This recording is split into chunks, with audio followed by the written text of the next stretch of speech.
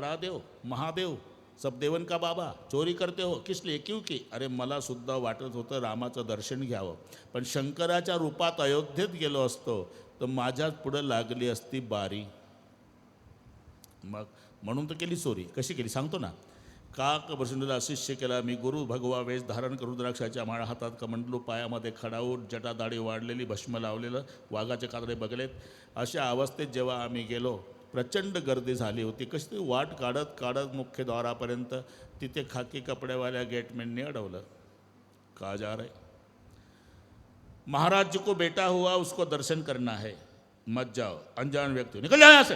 ढकलून दिलं. पार्वती मला म्हणता येईना ए खाकी कपड्यावाले आले का मी शंकर भगवान कैलासपती आहे असं सांगावं तर माझ्या पुढेच बारी लागली असती. दिलं हाकलून दोघालाही.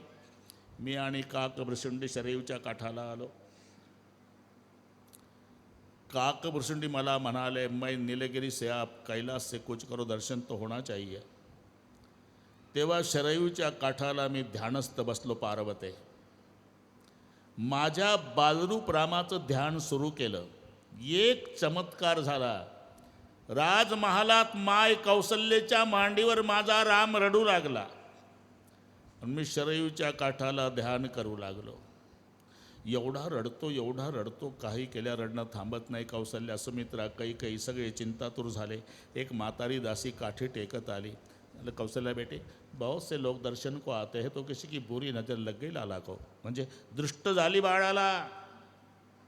मग दृष्ट काढणाऱ्या साधूचा तपास करा म्हणावं. दौंडी द्यायला सांग. हा मुद्दा कौसल्या माईला पटला.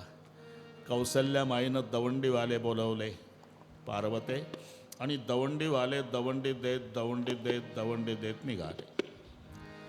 ऐका कोई बच्चे की नजर उतारने वाला महाराज, ऐका कोई बच्चे की नजर उतारने वाला साधू, ऐका कोणी बाळाची दृष्ट काढणार. सरयूच्या काठानं चालले होते दवंडीवाले. आम्ही साधूच्या वेशात बसलो आणि साधू समजून दवंडीवाले जवळ आले. कार ते बाबा हिमालय शंकररावचं नाटक पहा. वाह क्या करते पत्ते खेलते क्या रे ध्यान करते. आप तपस्वी संत है. हाँ छोटे बच्चे की नज़र उतारना जानते हो अच्छी तरह. क्या करना होगा जिस बच्चे को नज़र लग गई उस बच्चे के पास हमें ले जाना पड़ेगा. चलो चलो अशी चोरी केली पार्वते. आता दौंडीवाले पुढं कायच करावं लागलं नाही. तेच म्हणत बाजू हटो नजर उतारने वाले महाराज है हिमालय से आए है बाजू हटो. अशा रीतीनं प्रवेश मिळाला. मी माय कौसल्याला वाकून नमस्कार केला. कौसल्या माईनं बसायला दिलं. विचारलं कहाँ रहते बाबा. साधु को कोई घर होता है क्या माँ. हिमालय की गुहा में तप करता था दिल चाहा तो इधर चला आया. शंकररावचं नाटक बघा. साधू को कोई घर होता है क्या. याला घर नाही का. अरे कैलासात निवास आहे. नंदीसारखं वाहन आहे. पार्वतीसारखी मिसेस. कार्तिक न गणेश सारखे 2 लेकर. पण साधूचा नाटक. साधू को घर होता है ना.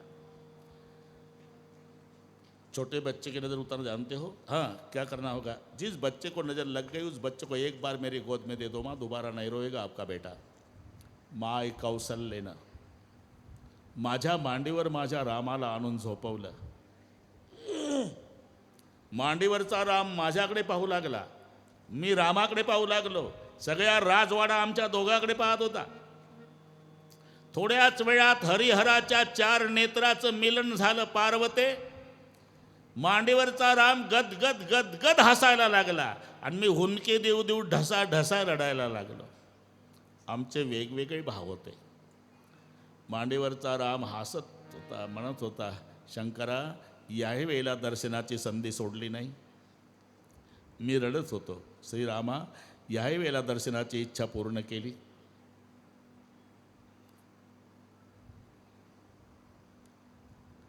और हो एक कहू निज चोरी. दक्षिणा होत दिली स्वीकारली. नाटक असल्यामुळे